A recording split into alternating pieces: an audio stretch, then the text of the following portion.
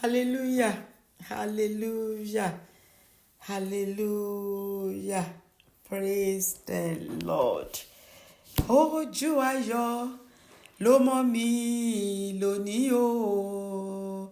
Ojú ayọ̀ ló mọ́ mi lónìí o. Bí mo ti ń jí lówùúrọ̀ yìí, mo ké pe Olúwa. Bí mo ti ń bọ́ síta, mo kó Jésù lọ́nà.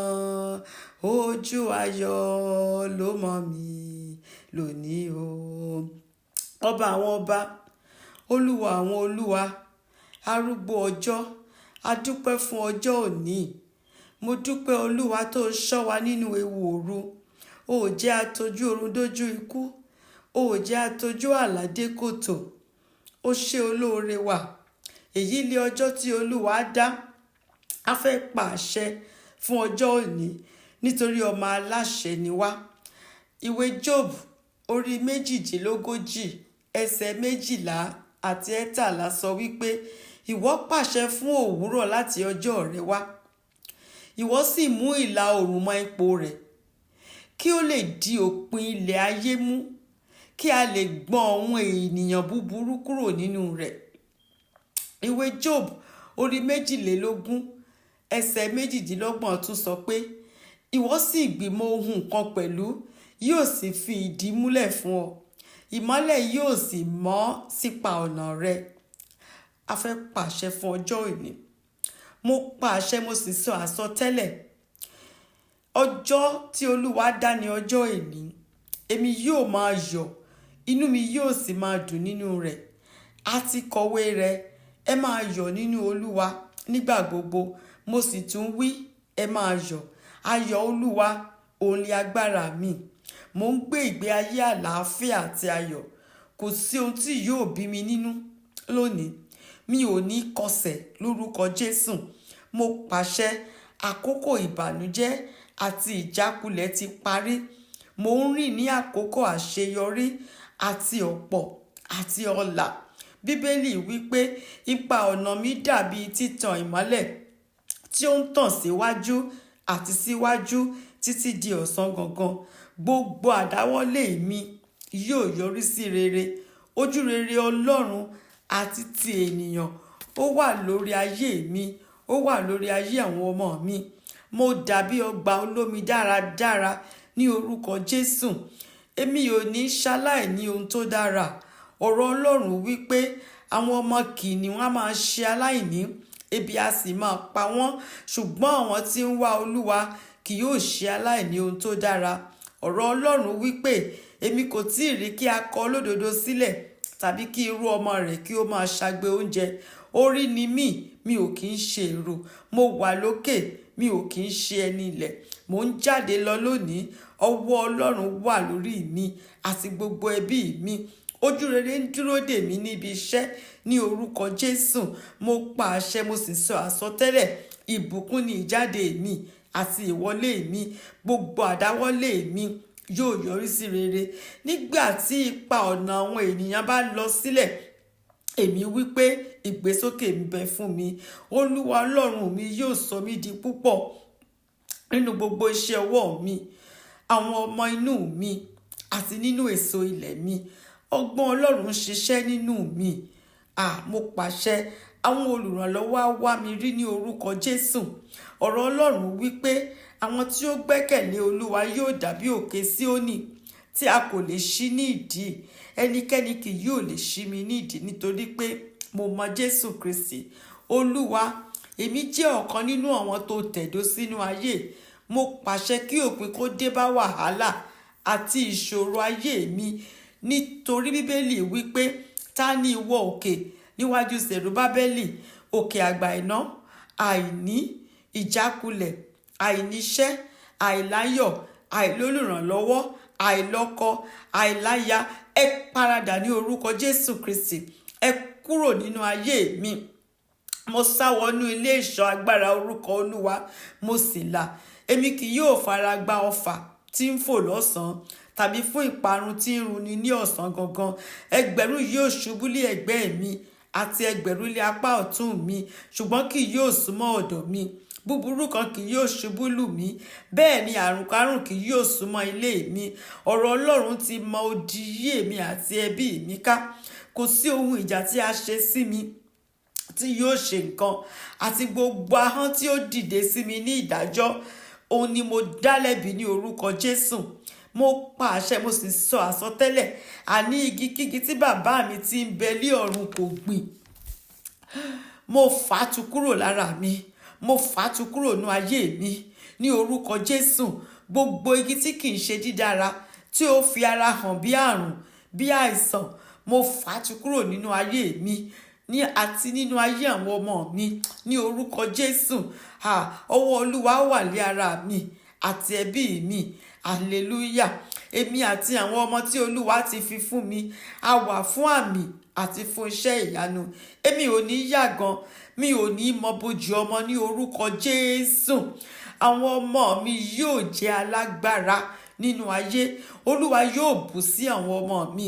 Àwọn ọmọ mi yóò bọ̀wọ̀ fún mi gẹ́gẹ́ bí òbí wọn. Èmi àti àwọn ọmọ mi yóò máa rìn níwájú Olúwa ní ilẹ̀ alààyè. Àwọn ọmọ mi yóò dàbí igi ólífì yí tábìlì mi ká. Èmi ò rí ọmọdé ọmọ ní orúkọ Jésù. Mo pa àṣẹ, èmi kì yóò kú bí kò ṣe yíyè, kí èmi kí ó sì máa ròyìn iṣẹ́ Olúwa. Gbogbo ẹ̀yà ara mi ló ń ṣiṣẹ́ dáradára, láti orí mi títí lọ dé àtẹ́lẹsẹ̀ mi. Bí mo ti ń dàgbà nínú ọjọ́ orí, bẹ́ẹ̀ ni mò ń ní agbára àti ọgbọ́n sí i. Mo ń dàgbà nínú oore ọ̀fẹ́ àti nínú ìmọ̀ Olúwa àti olùgbàlà wa Jésù Kristi. Èmi kò bẹ̀rù ẹnikẹ́ni tàbí ohunkóhun, nítorí Olúwa kò fún mi ní ẹ̀mí ìbẹ̀rù. Olúwa ti mọ dínà rẹ̀ yí èmi àti ẹbí mi ká. Mo fagilé gbogbo ègún, nítorí Bíbélì wípé Kristi ti rà wá padà kúrò lọ́wọ́ ègún òfin, ẹni tí a fi ṣe ègún fún wa. Mo pa àṣẹ, mo yí kàlẹ́ndà Sátánì fún ìgbésí ayé mi àti ti àwọn ọmọ mi padà ní orúkọ Jésù. Mo pàṣẹ àlàáfíà nínú ìgbéyàwó mi. Mo pàṣẹ àlàáfíà nínú ilé mi. Mo pàṣẹ àlàáfíà nínú ayé àwọn ọmọ mi àti àwọn ọmọ mi ní orúkọ Jésù. Gẹ́gẹ́ bí oníwàásù, Jésù fúnra rẹ̀ yóò fa ọ̀pọ̀lọpọ̀ ènìyàn, àwọn tí yóò gba ọ̀rọ̀ Ọlọ́run, tí yóò gbin ilẹ̀ nínú ilé Ọlọ́run. Mi ò ní rẹ̀wẹ̀sì nínú iṣẹ́ ìránṣẹ́. Ògo ìkẹyìn mi yóò pọ̀ ju ti ìṣáájú lọ ní orúkọ Jésù. Mo ti di alábùkún fún, kò sí àìní fún mi mọ́. Olúwa ti bá gbogbo àìní mi pàdé. Èmi ò ní jẹ gbèsè lórúkọ Jésù. Ilẹ̀kùn owó àti oríire ṣí sílẹ̀ fún mi. Ó ṣí sílẹ̀ fún àwọn ọmọ mi ní orúkọ Jésù. Mo pa àṣẹ, níbikíbi tí wọ́n bá rí ògo mi mọ́ tàbí ògo àwọn ọmọ mi, Olúwa kọjá lọ síbẹ̀, gba ògo wa fún wa ní orúkọ Jésù. Nítorí Bíbélì wípé ṣùgbọ́n ìwọ Olúwa lé asà fún mi, ògo mi àti olùgbé orí mi sókè. Mo pa àṣẹ, mo ní orúkọ Jésù Kristi. Olúwa ti dì mí ní àmùrè. Olúwa ti di àwọn ọmọ mi ní àmùrè. Olúwa ti mọ odi iná yí èmi àti ẹbí mi ká. Ó ti sọ wá di kò ṣeé mú fún àwọn ẹni ibi.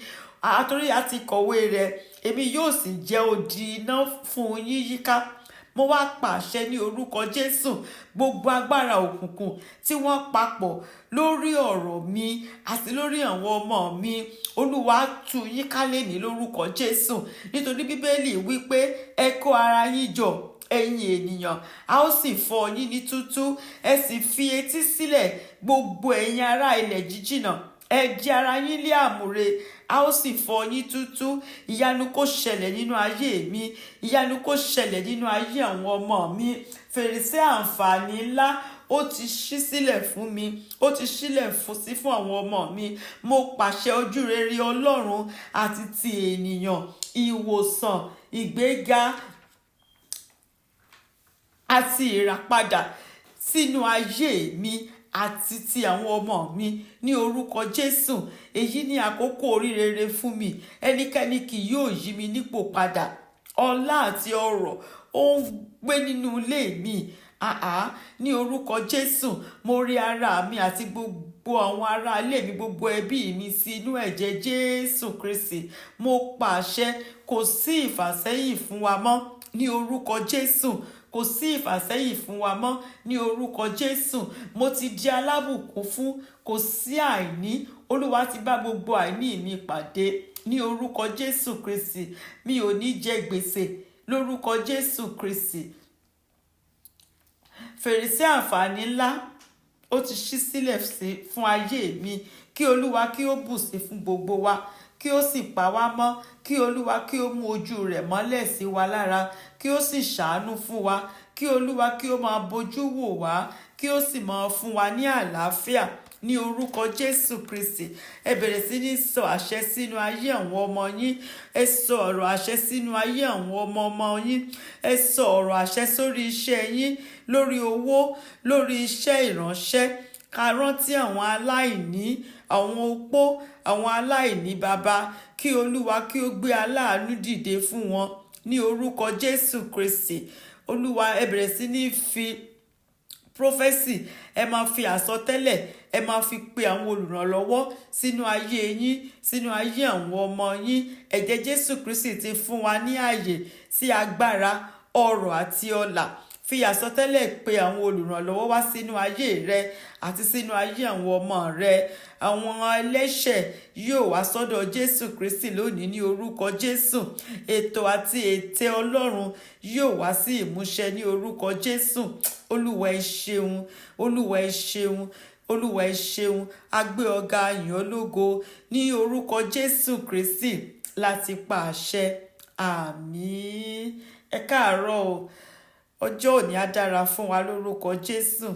Ẹ má gbàgbé, olódodo yóò wà nípa ìgbàgbọ́. Hallelujah.